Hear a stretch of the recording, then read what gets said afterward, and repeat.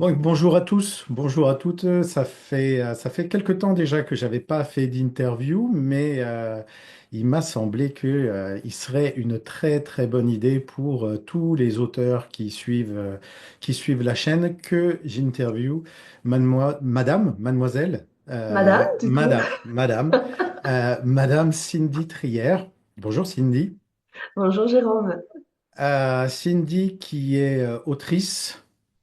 Qu'est-ce que tu préfères? Autrice, auteureux, c'est comme tu Moi, veux. j'ai tendance à dire auteur avec l'accent Av- du Sud, avec le petit E à la fin. Avec l'accent du Sud, si tu veux, on peut faire toute l'interview avec l'accent du Sud, il n'y a pas de souci, je sais le prendre. Je crois que j'ai même pas besoin de forcer, malheureusement. Cindy, auteure, pour le coup, tu es aussi une entrepreneuse. Oui. Tu pourras nous en toucher deux mots si tu le souhaites. Enfin, si ça a un impact d'ailleurs, est-ce qu'il y a un lien entre tes livres et ton métier d'entrepreneur? Et tu vas nous parler donc de ce livre que tu as écrit et que tu as publié fin 2024 qui s'appelle Que le jour se lève. Alors déjà, bon, même si j'ai brossé à ton portrait très très rapidement en deux, trois lignes, est-ce que tu peux te présenter et puis nous parler un petit peu de ce roman? Écoute, avec plaisir. Déjà, merci pour l'invitation, Jérôme. Alors, en l'occurrence, oui, tu le disais, je suis entrepreneuse. Ça fait 11 ans désormais. Le temps passe vite. Je peux compter les cheveux blancs. Mais sache que je suis très heureuse dans cette vie-là puisqu'elle m'offre de couvrir un certain nombre de casquettes, à savoir que je suis conférencière sur le thème de tout ce qui relève de l'optimisme et des mécanismes qui nous permettent d'apprendre à voir le verre à moitié plein plutôt qu'à moitié vide.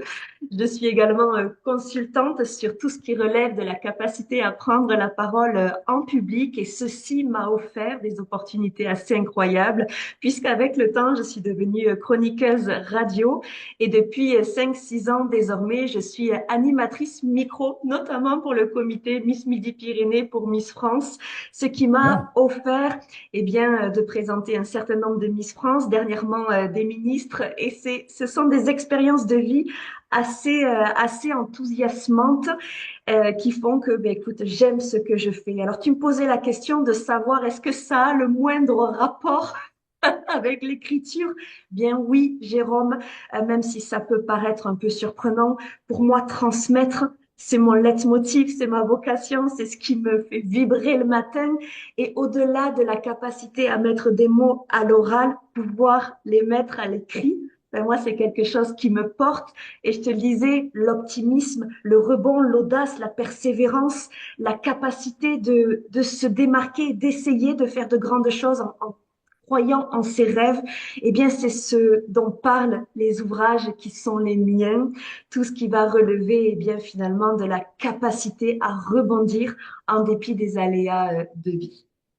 Bah, si tu m'avais pas dit que tu étais consultante en optimisme, je crois que je l'aurais deviné parce que tu as une très très belle énergie, un sourire très très marqué qui s'affiche. On voit, tu transpires l'optimisme et l'énergie. Et c'est Ben, c'est justement, gentil. c'est ça d'ailleurs qui m'a donné envie d'organiser cette interview parce que j'ai vu au travers. Donc, on s'est rencontrés au travers du concours que j'ai lancé l'année dernière, que tu as remporté et où tu as gagné le book trailer pour ton livre, hein, Trailer. donc que le jour se lève. Et puis, déjà, quand on a commencé à échanger pour que je puisse réaliser ton book trailer, j'avais senti au travers de tes messages cette belle énergie que tu avais, donc ça m'a un petit peu intrigué. Et j'ai commencé à fouiller parce que je suis du genre à fouiller, moi, quand je tombe sur des personnalités un peu atypiques, un petit peu hors des clous, on va dire. Et j'ai pu constater que cette énergie, et tu la mettais au service de tes livres, et j'ai vu le travail hallucinant que tu as réalisé pour donner à ton livre toutes ses chances. Donc, on va en reparler tout à l'heure. Tu vas nous expliquer tout ce que tu as fait, y compris aller chercher une célébrité pour en écrire la préface. On va pas dire qui tout de suite, on va ménager le Ok, suspense, teasing. mais teasing, c'est une célébrité. Mais d'abord, est-ce que pour, euh, pour bien cadrer les choses, pour que tout le monde sache de quoi on parle, est-ce que tu peux nous parler de ce livre qui s'appelle donc Que le jour se lève? Parce que je crois que le thème a quand même son importance par Oui, rapport à tout ce que tu as fait derrière et oui. par rapport d'ailleurs au choix de cette célébrité qui en a écrit la préface. Oui, juste pour pouvoir replacer au mieux les choses en contexte, effectivement, Vas-y. ce livre, il s'inscrit dans la lignée de 4 romans précédents qui peuvent tous être lus, bien sûr, de façon indépendante les uns des autres, mais tous ces ouvrages abordent en filigrane des thématiques particulières, des thématiques de société, des choses qui pourraient nous toucher, nous arriver, nous blesser profondément et avec lesquelles il faudrait apprendre à se reconstruire.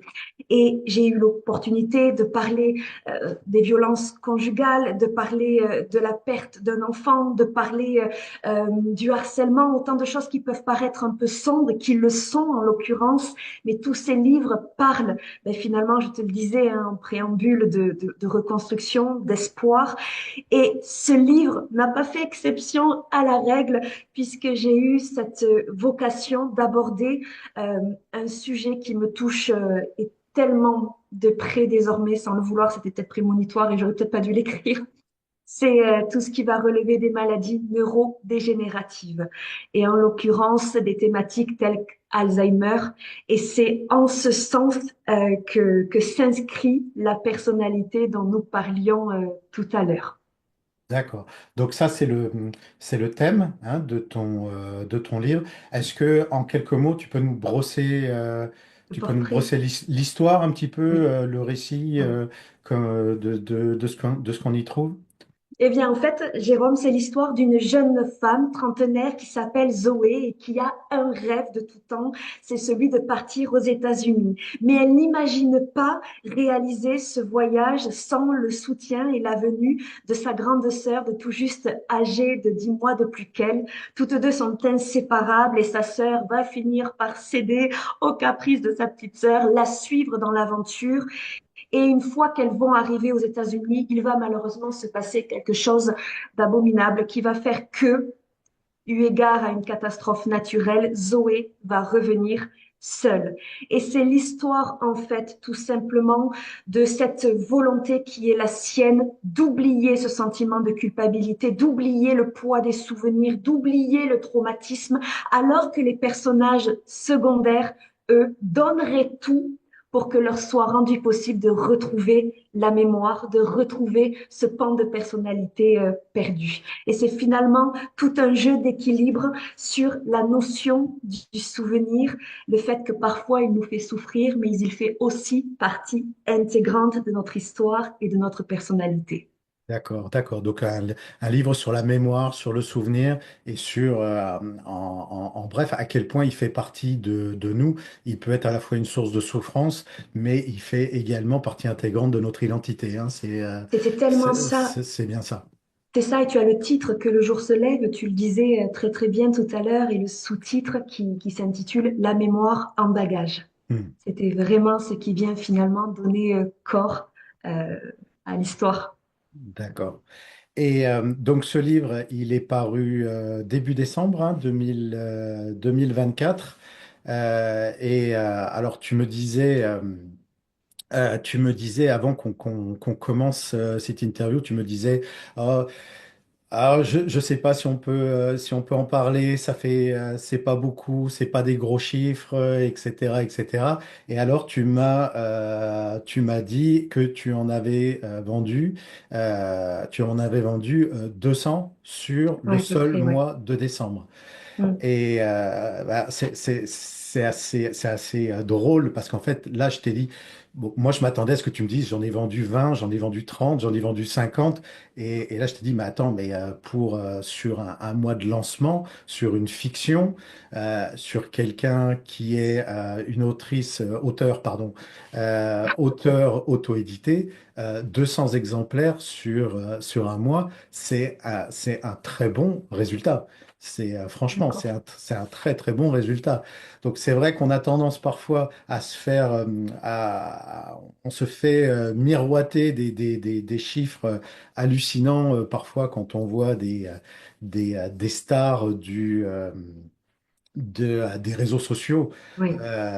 qui disent que voilà, mais parce qu'ils ont des communautés gigantesques de plusieurs millions de followers qui se retrouvent forcément à vendre 10 000, 15 000, 20 000, mais c'est pas des auteurs, enfin, c'est pas des auteurs. Pour certains d'ailleurs, ce ne sont pas des auteurs puisqu'ils font appel à des Prête-plume. à des prête-plumes. Mais c'est un point qui me semble important de souligner, c'est qu'il ne faut pas se comparer à ces personnes-là. On n'est pas du tout, on n'a pas du tout le même métier.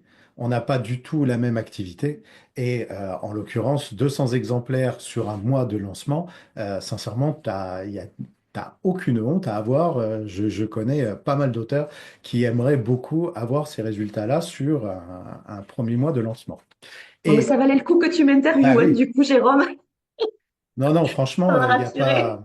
Sur un livre, hein, on est d'accord, hein, sur Oui, 200 oui, oui. exemplaires sur un livre, sachant que tu en as écrit que c'est le quatrième et que pour le coup, tu vas très certainement avoir ces 200 personnes qui ont acheté ce livre-là au mois de décembre, qui vont être curieux, tous ceux qui vont avoir aimé le livre, qui vont ensuite revenir une fois qu'ils l'auront lu, qui vont chercher ce que tu as écrit d'autre, qui vont t'en commander d'autres. Donc tout ça, c'est déjà une jolie boule de neige qui va dévaler la pente et qui Ouais. devrait être plus grosse à mesure que le temps passe. Donc non, non, tu n'as pas à rougir de tes chiffres. Franchement, Ok. ils sont plutôt bons. Et d'ailleurs, c'est pas un hasard, puisque, je le disais tout à l'heure, tu as été incroyablement active sur la communication autour de ton livre. Alors, est-ce que tu saurais me dire comme ça de tête combien d'interviews, de podcasts et de radios tu as donné au sujet avant le lancement de ton livre pour en préparer, pour en faire toute la communication? Oh, là encore, je me rends pas trop compte. Je sais pas si c'est beaucoup ou pas, mais je dirais qu'il y en a eu une petite dizaine quand même qui a précédé ou qui a été en parallèle de ce lancement. Je remercie hein, d'ailleurs toutes les radios aujourd'hui locales qui du coup me reçoivent aisément, puis les radios de plus grande envergure qui s'intéressent finalement au travail qui est effectué. Donc oui, je me rends pas compte, je sais pas si c'est beaucoup ou pas, mais ça demande malgré tout un travail de fond significatif. Ce qui me paraît important de signaler, c'est que tu as tu as visé plus haut. Oui. Hein, tu as visé plus haut, c'est-à-dire, tu m'arrêtes si je dis une bêtise, tu as été invité sur un plateau télé, sur C'est sur une radio qui s'appelle France. En fait, oui, c'est une radio France Bleu qui est couplée en direct le matin au plateau télé de France 3. Donc oui, du coup, ça a été relayé sur deux canaux différents en parfaite simultanéité. voilà, donc même si c'est une chaîne locale, ça n'en reste pas moins remarquable. Tu as été invité sur des podcasts qui ont le vent en poupe. Est-ce que tu peux m'en citer un ou Je deux? peux t'en citer un, ça a été une expérience assez exceptionnelle. C'est en Belgique, c'est sur la plus grosse radio de Belgique, VXFM, sur un podcast qui s'intitule Tout pour réussir et qui finalement m'a offert la possibilité de prendre l'avion en aller-retour sur une journée pour pouvoir me rendre dans les locaux de la capitale belge pour pouvoir parler de ce livre et parler notamment de comment effectivement j'étais parvenue à obtenir cette préfacière, puisqu'on dira juste que c'est une femme, mais qui en l'occurrence a visiblement marqué les esprits. Voilà, donc pour rappel, tu habites on va dire à Dans le proximité, Gers, du côté de voilà, dans le Toulouse. Gers, pas très loin de Toulouse. Donc on est d'accord que tu as décroché une interview sur une chaîne belge. Le matin, tu t'es levé aux aurores, tu as pris l'avion, tu es allé à Bruxelles, tu as donné ton interview et tu es rentré le soir dans le Gers. Donc, vous voyez, quand je parlais d'énergie, c'est un doux euphémisme, quoi. Parce que C'est- faut se rendre compte de l'énergie, de l'investissement que ça demande, Oui, aussi. de l'investissement financier, hein, faut pas Oui, se le cacher. c'est juste. Ça a un coût que de prendre l'avion et de faire un aller-retour à Bruxelles. Et puis en termes de temps et d'énergie, enfin, je veux dire, c'est toute ta journée. J'imagine que le soir, tu es rentré, tu étais complètement lessivé. Et tu sais, c'est très marrant parce que vraiment, oui, c'était levé à 4 heures du matin, 5 heures. J'ai quand même pratiquement 1 heure hein, pour arriver, ne serait-ce qu'à l'aéroport de Blagnac, de Toulouse. Et je suis rentrée, c'était 1 heure du matin. Effectivement, en voiture de location, 2 heures aller, 2 heures retour avec une voiture que je savais pas conduire.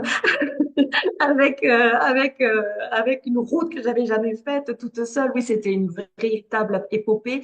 Et quand je suis rentrée le soir, j'étais épuisée, tu le disais, lessivée, c'est le mot. Et en même temps, j'ai jamais pu trouver le sommeil, tellement j'étais finalement heureuse et humblement fière d'être parvenue à le faire. Euh, et ça, j'en suis très heureuse. C'est vrai que c'était coûteux en temps, en énergie, en réorganisation par rapport à l'ensemble de mes casquettes professionnelles. Merci encore à toutes les personnes qui ont fait preuve de compréhension et pour lesquelles j'ai pu reporter des rendez-vous in extremis. Mais je crois que si je pouvais dire quelque chose aux personnes qui nous écoutent, c'est oser, oser, oser. Tenter, Voilà. ça vaut le coup. Mais c'est ça, merci de le dire, parce que c'est un petit peu ça que j'essayais de faire passer, c'est de sortir de sa zone de confort, parce que là, on peut clairement appeler ça sortir de sa zone de confort. Si c'est pas ça, sortir de sa zone de confort, je vois pas ce que ça peut être. Sortir de sa zone de confort et d'oser faire des choses un petit peu dingues. Faut être un petit peu dingue, hein, on est d'accord, Mm. pour faire un aller-retour pour aller donner une interview. Mais déjà parce que c'est un investissement qui, je pense, aura contribué au succès de ton livre. Et Oui, puis, deuxièmement, parce que c'est une expérience incroyable. oui. Et je pense que si tu l'avais pas fait, tu aurais probablement passé, je ne sais pas moi, des jours, des semaines, des mois à regretter de ne pas l'avoir fait. Donc, C'est très juste. voilà. Donc, faut vraiment pas. Faut pas être flemmard, il faut avoir cette belle énergie et c'est ça que j'essaye voilà, de faire passer aux auteurs qui nous écoutent, euh, de leur dire, allez puiser cette belle énergie comme celle que tu as et pour oser faire des choses qu'on n'a pas l'habitude de faire ou que parfois on a la flemme de faire et c'est un introverti pur et dur qui te le dit. Euh, c'est vrai que des fois, on a une opportunité comme ça de faire des choses, puis on se dit, bon, Ouais. ça va me prendre la journée, qu'est-ce que ça va vraiment me rapporter? Ça va probablement me coûter plus que ce que ça va me rapporter. Mm. C'est de l'argent, c'est de l'énergie. Mais non, il faut il faut savoir se sortir comme ça, aller s'arracher les fesses du canapé et se pousser pour faire ces choses-là, parce que même si financièrement c'est peut-être pas rentable, j'en sais rien, peut-être que ça l'est, même si financièrement c'est pas rentable, ça reste quand même une expérience et une mise en avant, une lisibilité que tu n'aurais pas eu si tu ne l'avais pas fait.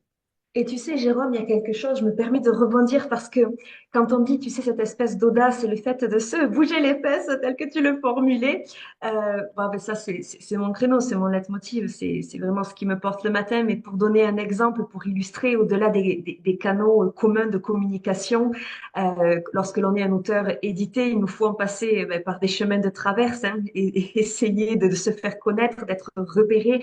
Et, euh, et j'ai pris une initiative. Ça fait déjà une bonne année maintenant que je me suis essayée à l'exercice. Et c'est toujours très incongru. Ça surprend les gens et moi, ça me fait beaucoup rire. C'est de me rendre sur les marchés. Sur les marchés, je suis entre le saucisson, le poisson, la salade, le pain frais. Je te dis qu'à 11h30, j'ai l'estomac dans les talons parce qu'il y a tout qui sent très, très bon. Mais c'est déroutant pour les personnes qui déambulent avec leur panier pour acheter leurs fruits et légumes, qui ne sont pas habitués à trouver des auteurs, qui se posent la question de savoir ce que l'on fait là.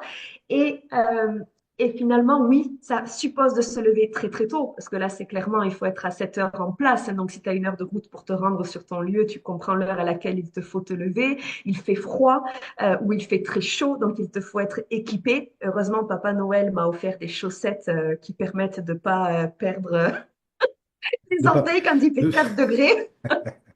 Mais tout ça pour dire que eh bien, c'est quelque chose qui surprend quand je le dis aux autres auteurs, qui me disent non parce qu'il faut transporter du matériel, non parce que c'est fatigant, non parce que finalement, c'est quelque chose qui suppose d'être dans la convivialité avec les passants, mais je crois que ça vaut son pesant d'or parce que les gens parfois s'arrêtent, me disent, moi je lis pas, mais vous avez une bonne bouille, alors j'ai envie de vous aider.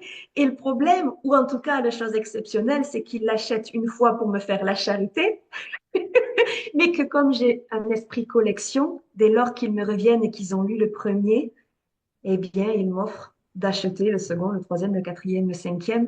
Et, euh, et oui, c'est épuisant, oui, c'est difficile, mais bon sang, c'est une opportunité à côté de laquelle je crois qu'il ne faut pas passer. Oui, non, je suis entièrement d'accord. Alors, les marchés, j'ai jamais fait. Ça, Ouais, j'avoue, mais c'est vrai que c'est un petit peu, je retrouve un petit peu dans ce que tu dis, ce qu'on trouve pendant les séances de dédicace.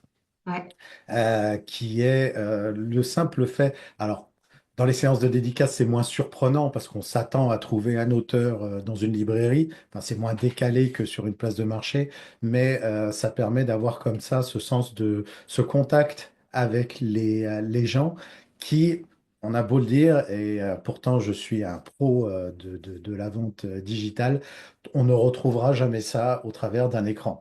C'est vrai que le contact avec les gens, ça a une importance absolument, ouais, absolument énorme. Au sujet de ces podcasts, de ces interviews que tu as données à la radio et sur des podcasts en Belgique ou ailleurs, est-ce que tu peux nous expliquer un petit peu quelle démarche tu as suivie pour obtenir ces interviews? Comment tu t'y es prise? C'est toi qui les as contactés, c'est eux, ouais. comment ça s'est passé? Déjà, il y a un premier travail extrêmement important à réaliser, c'est l'écriture du communiqué de presse.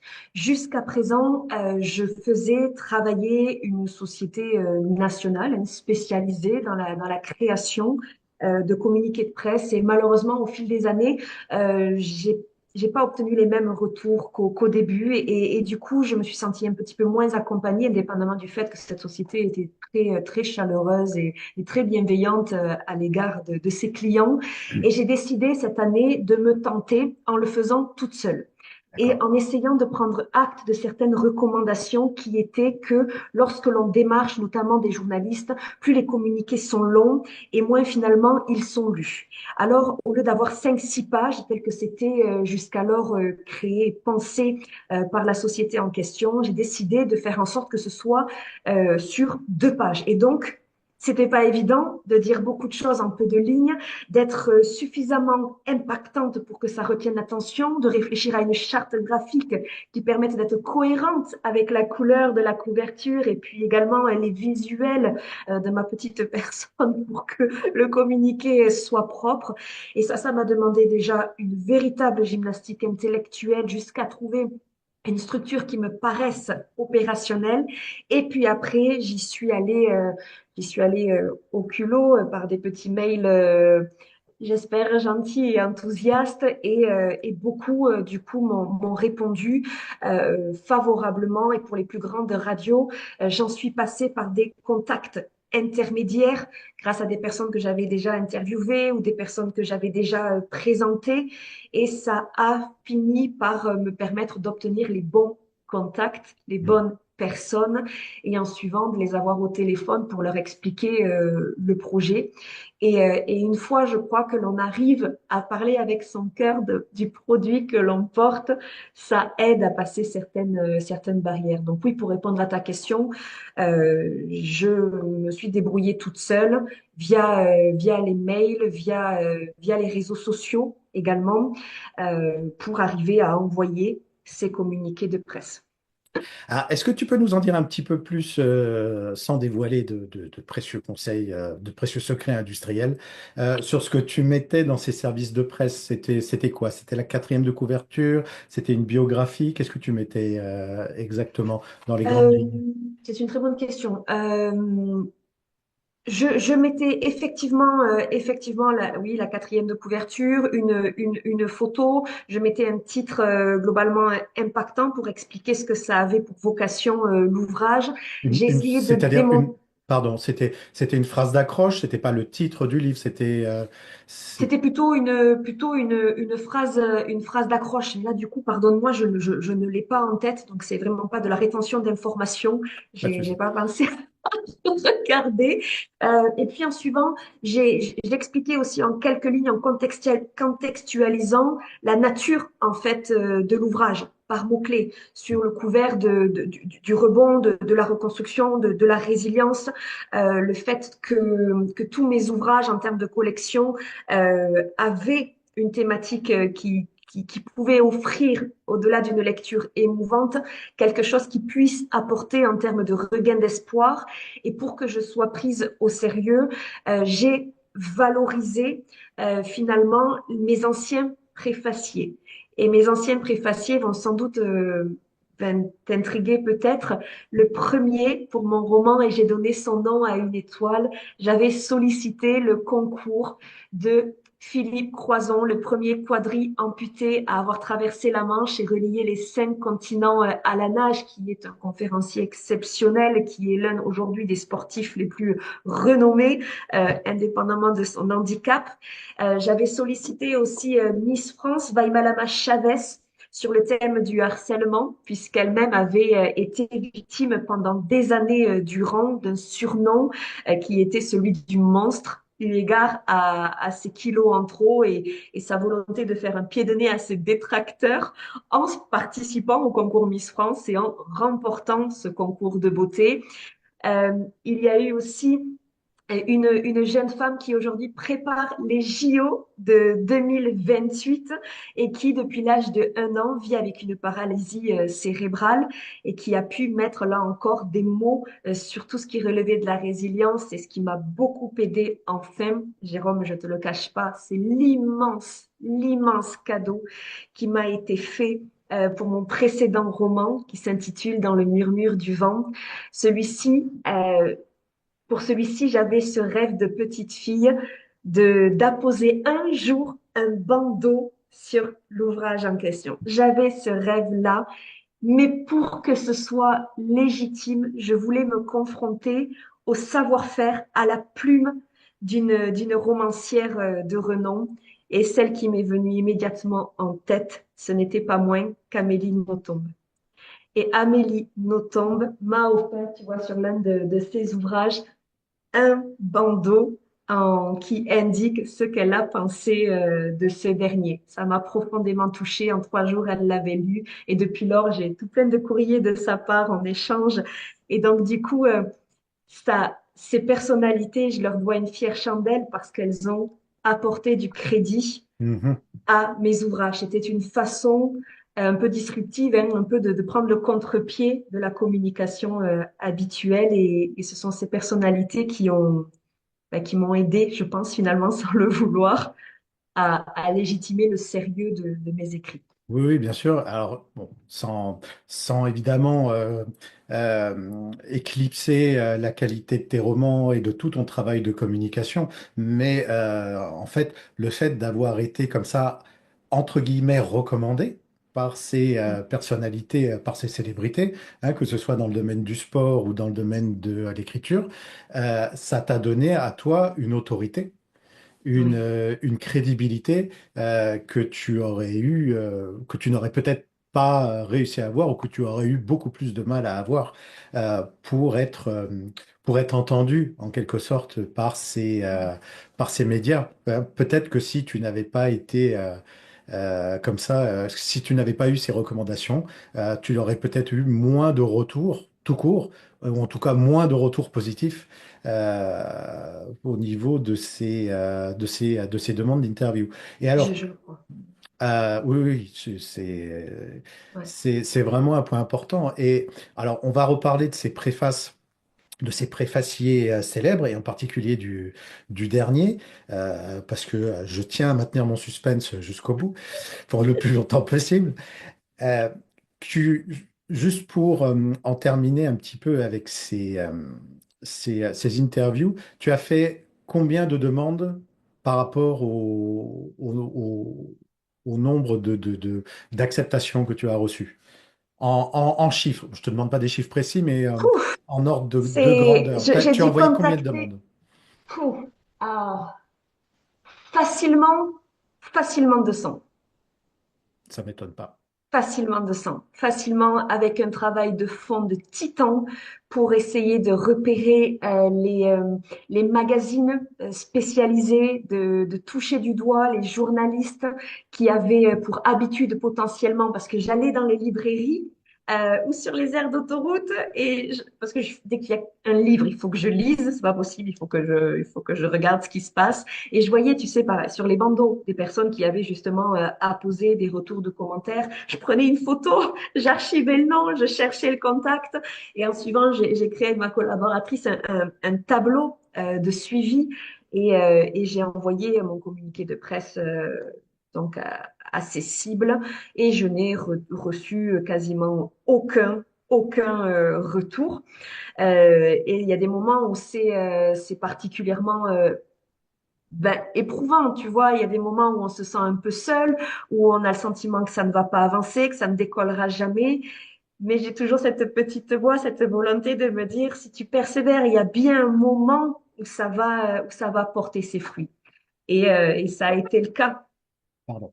Alors parfois, c'est pas tant la quantité, mais c'est la qualité. Et entre autres, les podcasts sur lesquels j'étais invitée dans la Belgique, parfois il suffit d'une opportunité pour que ça ouvre un vaste levier. Ben, en fait, tu confirmes par ton expérience le message que je voulais passer, c'est qu'en fait, quand on envoie comme ça des demandes d'interview, bon, déjà, il ne faut pas avoir peur de faire des demandes. Hein. Je pense que tu seras d'accord avec moi sur le fait que de toute façon, au pire, qu'est-ce qui va se passer?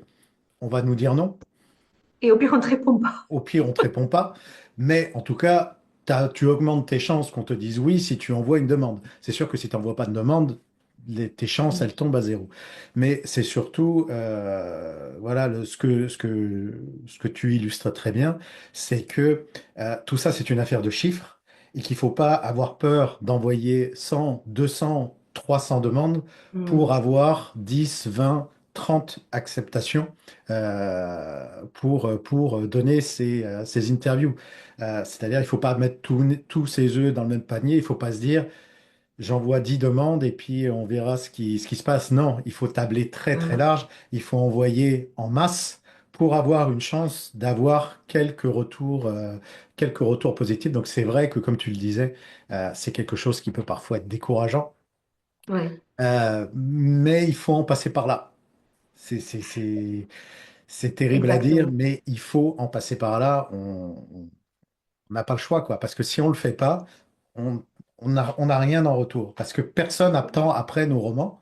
Ouais. Et Euh, puis, donc il Et puis tu faut. sais, ça me fait penser même, il y a quelque chose qui m'a profondément déroutée au fil des années aussi, c'est tu sais, quand tu arrives à rentrer parfois en contact avec un journaliste qui répond à ton mail, qui te dit, écoutez, avec plaisir, envoyez-moi votre bouquin, et qui, une fois qu'il l'a reçu, silence radio, et ton livre n'est pas sorti, que tu le retrouves en occasion vendu sur Internet. Ah, ça, c'est pas sympa. Et ça m'est arrivé plusieurs bouquins. Certains journalistes, au fur et à mesure des années, j'avais oublié parce que tu sais, je n'écris pas non plus un tous les mois. Du coup, je me suis rendu compte que c'était des journalistes qui demandaient systématiquement à recevoir l'ouvrage et qui ne jouaient absolument pas le jeu et qui plus est, euh, rendir leur fin de mois avec l'ouvrage. Et il y a parfois, oui, des choses qui sont heurtantes, des choses qui pourraient te démotiver. Mais c'est de se dire, OK, il y a le négatif et il y a aussi tout ce qui va relever des choses positives qu'on peut initier si, quand on se prend une porte, on réfléchit à savoir par quelle fenêtre on va essayer d'entrer. Et donc voilà, oui, oui, fais encore, je te dis 200 quand je suis en train de revoir mon tableau de bord, sans doute plus encore. Et je voyais relance, alors envoyé à telle date, on avait une deuxième colonne, relancé à tel moment, relancé, puis après tu te dis, bon, ben allez, Oui, c'est ça, c'est qu'il ne faut pas avoir peur de relancer en plus. C'est pas juste un email par ligne hein, sur ton tableau Excel, c'est-à-dire qu'il faut avoir un suivi, envoyer une première demande le 15 janvier et ne pas oublier de relancer la personne le début ou mi-février pour dire est-ce ouais, que vous avez bien reçu mon service de presse, est-ce que tout vous à avez fait. besoin d'informations complémentaires, est-ce que, etc., etc. Bon, Mm. arrive un moment où il faut s'arrêter. Je veux dire, quand on est face à un Ouais. mur et qu'on a zéro réponse, faut pas non plus s'épuiser pour rien. Mais une demande, souvent, ne suffit pas. Et il faut pas avoir peur de relancer sans tomber. Voilà, après, ça, Dans l'excès. voilà, c'est un juste milieu à trouver entre la pugnacité et le harcèlement. Sur la balance de la Voilà, grand-mère, c'est très voilà. bien dit. Pugnace, oui. Harceleur, non. Donc, faut trouver le bon équilibre. Exactement. Alors maintenant, est-ce que tu peux nous parler de ce préfacier, cette préfacière, je ne sais pas si ça se dit, pour ton dernier livre et comment tu as réussi à avoir son accord pour que cette personne écrive la préface de ton dernier roman. Allez, vas-y, lève le suspense. Allez, eh bien écoute, je te parlais tout à l'heure des maladies neurodégénératives qui étaient la thématique en filigrane, mais il se trouve que lorsque j'ai commencé à rédiger ce livre, j'en suis venue à parler de ce que l'on appelle la maladie à corps de Lewy. Et ça, c'est quelque chose d'extrêmement important et c'est la raison pour laquelle je te le précise, parce que en tombant sur une vidéo Internet, sur un reportage, j'ai entendu une personnalité évoquer cette maladie et le faire avec une extrême souffrance. Eh bien, écoute, tout simplement, on enlève le suspense. La personne qui m'a honorée de sa préface, de son soutien, ce n'est rien d'autre que l'illustre et internationale chanteuse Lara Fabian. Donc, Lara Fabian Et a écrit Lara Fabian, une préface pour ton roman parce que, si j'ai bien compris, elle était elle-même touchée, personnellement exactement. impliquée En dans le thème de ton roman. Et oui, puisqu'en fait, et dans ce reportage, elle expliquait qu'elle avait tristement perdu sa maman de cette maladie à corps de Lewy, qui est un mélange entre la maladie d'Alzheimer et la maladie de Parkinson. Et cette typologie de maladie neurodégénérative, elle est traumatisante pour les proches, puisqu'il y a énormément de symptômes qui se corroborent les uns aux autres, qui font que la déchéance, elle est particulièrement douloureuse. Et Lara Fabian, qui est généralement en pudeur sur ses sentiments, eh bien là, j'ai ressenti toute son émotion et je me suis levée le matin avec cette conviction qu'il fallait que je la contacte parce qu'il me semblait qu'elle serait la personne dédiée, la personne la plus à même de comprendre la nature de cet ouvrage et de pouvoir du coup le porter en exprimant elle-même son propre vécu. Hmm. Et alors là, entre le moment où j'ai décidé ceci et le moment où les choses se réalisent, là encore, il faut avoir de la persévérance parce que ça a dû prendre bien 2 mois et demi, je pense, et encore, c'est pas très long par rapport à d'autres personnalités, mais pendant 2 mois et demi, j'en suis passée par une opération commando. Je crois que j'ai fait une véritable étude de fond pour connaître qui pouvaient être ces différents agents, son cercle d'amis, les personnes qui seraient susceptibles de jouer les intermédiaires pour que je parvienne euh, jusqu'à elle. Et c'est pas simple, c'est pas évident parce que Oui, plus on tape haut, plus les informations sont son confidentielles, exact. sont sous secret. Donc, comment tu as procédé sans rien divulguer qui Non, non, eh soit... ben tout simplement, j'en suis passée à un moment donné par un chemin complètement de, je sais même pas comment j'ai eu cette idée-là, mais après avoir regardé les maisons d'édition, après avoir regardé toutes les personnes susceptibles de pouvoir jouer le relais, je suis allée sur LinkedIn et j'ai cherché en croisant les mots. Donc LinkedIn, rien à voir, hein, je veux dire, c'est pas Mhm. immédiatement le support, la plateforme à laquelle on pourrait penser. Et je suis parvenue, en croisant les données, à tomber sur un monsieur qui, a priori, dans ses expériences passées, avait, je pense, chapeauté, coordonné pour Lara Fabian des spectacles d'envergure.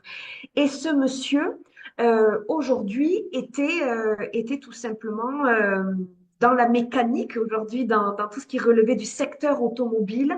Et j'y suis allée, je le reconnais, hein, au culot. J'ai fait une demande d'amis, il l'a accepté. Et une fois que j'ai pu être connectée, je lui ai expliqué mon projet en lui présentant toutes mes excuses de venir un petit peu comme ça, de l'extérieur, le solliciter.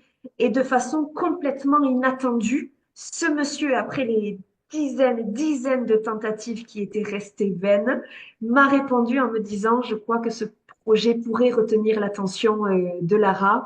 Je lui transmets vos coordonnées.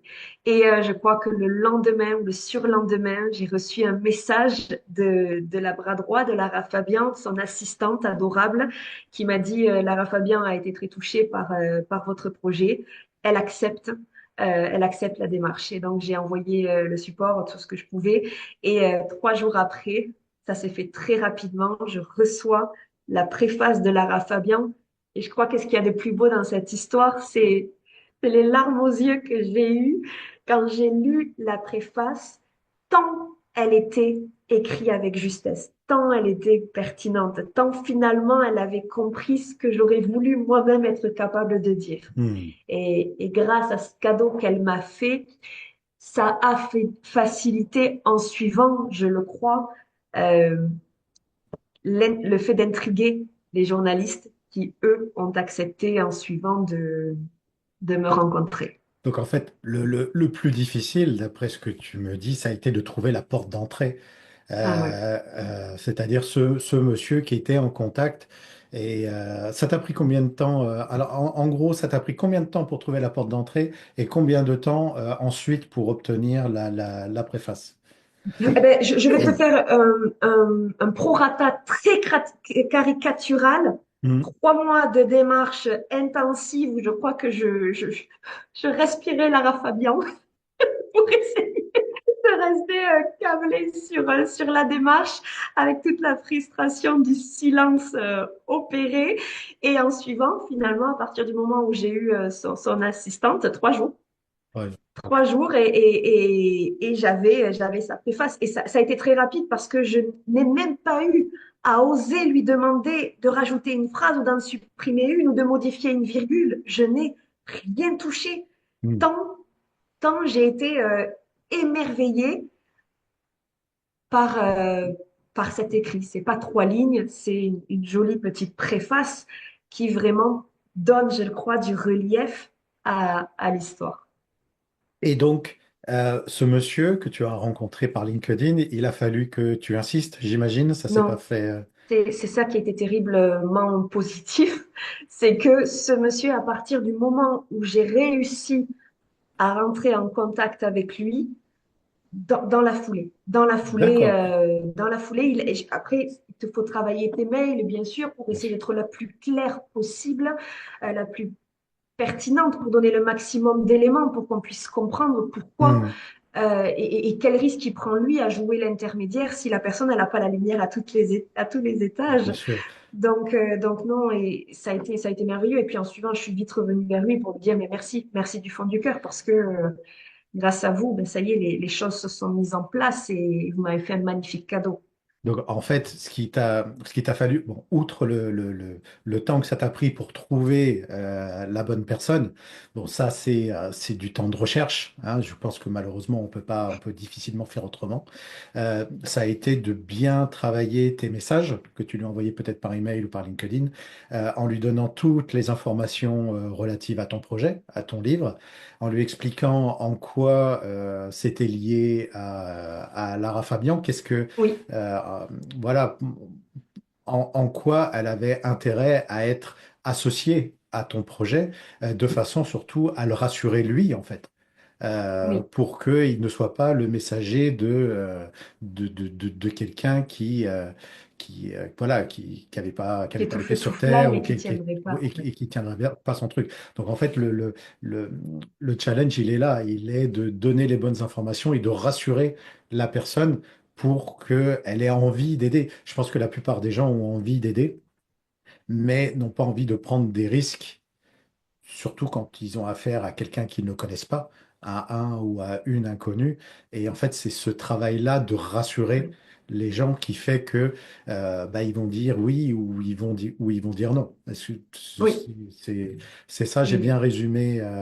c'est tout à fait vrai. Et ce travail-là aussi rédactionnel, c'est important, je pense, d'avoir aussi dans son entourage une personne de confiance qui peut lire avec son regard extérieur Hmm. et voir si elle, elle appréhende immédiatement la fluidité du propos, s'il manque pas une donnée qui pour nous nous paraîtrait évidente et qui ne le serait absolument pas pour la personne qui ne sait pas qui l'on est. Et ça, c'est vrai que je dois aussi une pierre chandelle à mon mari, hein, parce que lui, le pauvre, je l'exploite de toutes les façons possibles et inimaginables. Je fais pareil.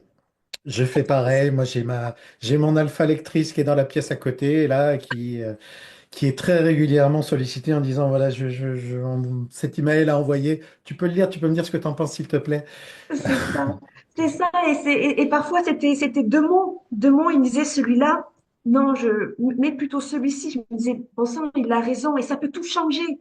Hmm. Parfois, une virgule, on ne le sait que trop en tant qu'auteur que chaque mot peut avoir son sens. Surtout quand on peut pas se permettre, là, pour le coup, sans mauvais jeu de mots, d'écrire un roman sur LinkedIn ou sur les réseaux sociaux. Et encore, LinkedIn, la chance que l'on a, c'est que on peut écrire un petit peu plus Oui, de il y a de la caractère place, que oui. si tu en passes sur Instagram où tu as écrit trois phrases et où ça tombe dans dans les neiges de l'oubli. Euh, Donc oui, non, ça a été un vrai travail de fond, hein. Ça a été un vrai travail de fond. Il y a des moments où, ouais, je te le disais, où on se sent un peu désabusé. Et puis en même temps, c'est ce défi de se dire, je lâche rien jusqu'à ce que ça soit rendu possible. Et je lui dis mille fois merci à Lara Fabian, hmm. mille fois merci parce que au-delà du livre, elle m'a fait humainement un cadeau qu'elle n'était pas obligée de faire. Elle n'y a rien gagné, si ce n'est le fait de donner de sa personne et je sais pas, et humblement de participer à lancer la carrière de quelqu'un qui pourrait essayer de faire de jolies choses. Donc, oui, merci à elle. Non. C'est une très belle histoire, en tout cas. Je te propose de terminer cette interview qui doit faire pas loin d'une heure maintenant. J'avoue, je n'ai pas regardé l'heure. Euh, mais on doit pas en être loin.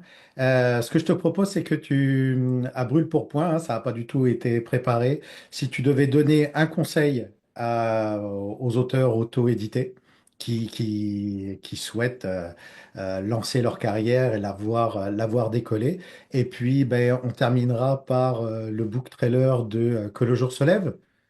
Avec plaisir. Hein. Avec plaisir. Alors, vas-y, dis-moi un conseil qui te vient spontanément comme ça à l'esprit, que tu Un voudrais conseil. partager avec les auteurs qui t'écoutent. Un conseil, moi, je dirais, trouver une façon de sortir du cadre, de sortir du moule, de sortir des sentiers battus. Réfléchissez à ce qui peut être cohérent avec votre histoire réfléchissez à ce que vous pouvez faire indépendamment des réseaux sociaux. Si vous allez sur mes réseaux sociaux, merci aux 1000 personnes qui me font la charité et qui se sont abonnées. Et quand on n'a pas une communauté très vaste, eh bien, il faut arriver à trouver un chemin de traverse. Alors après, quand même, c'est se dire, soyez cohérents. Euh, Ayez un discours, un fil conducteur, une façon d'écrire qui vous ressemble. Et si tu me le permets, Jérôme, je voudrais juste faire un laïus sur tout ce qui relève de l'IA, de l'intelligence artificielle. Oui, ça permet d'écrire de jolies choses, de concevoir des postes de bonne qualité, mais faites en sorte, si vous l'utilisez, que ça vous ressemble. Parce Hmm. que sinon, on va tomber dans quelque chose de générique, de bateau, de tout venant, et je suis pas sûre que ça permette d'asseoir votre discours, votre propos, tout Ben, simplement. je te rejoins entièrement sur l'IA. Ça peut être un outil utile qui peut faire gagner du temps, mais en aucun cas il ne fournit des textes qui sont une fin en soi. Je suis entièrement d'accord. Cindy, merci beaucoup pour cette heure passée à discuter avec toi. C'était très agréable. Euh, Merci à toi. je te souhaite tout le succès possible pour que le jour se lève et pour tes trois autres livres. Je suis désolé, dont le titre m'échappe là tout de suite. Merci beaucoup en tout cas pour tous ces conseils, pour tout ce partage. Et puis, ben, on va se quitter en regardant le book trailer de Que le jour se lève. Que tu as Voilà. magnifiquement réalisé, je tiens à le préciser. Merci. Et puis, ben, je mettrai un lien vers la page Amazon de ton roman dans la description de la vidéo pour ceux qui veulent en savoir plus. Merci Merci. beaucoup. Au revoir et à À bientôt. bientôt. Au revoir, Jérôme.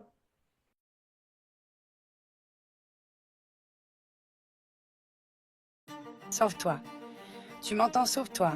C'est un ordre, m'a hurlé ma sœur. Et le souffle court, à bout de force, les muscles arqués à rompre. J'ai senti la panique me gagner. Romy était mon modèle, mon ancrage. Comment survivre à une telle absence? Faire face à un tel naufrage? Les disparus vivent, tant qu'ils existent dans le cœur des vivants. Les fleurs nous rappellent que, quelle que soit la rudesse de l'hiver, le printemps, toujours, renaît de ses cendres. Le moment est venu, ma sœur, de tenir ma promesse et de t'offrir le plus touchant, le plus vibrant des hommages. Et s'il était possible de reconstruire sa vie quand le jour a soudainement laissé place à la nuit ?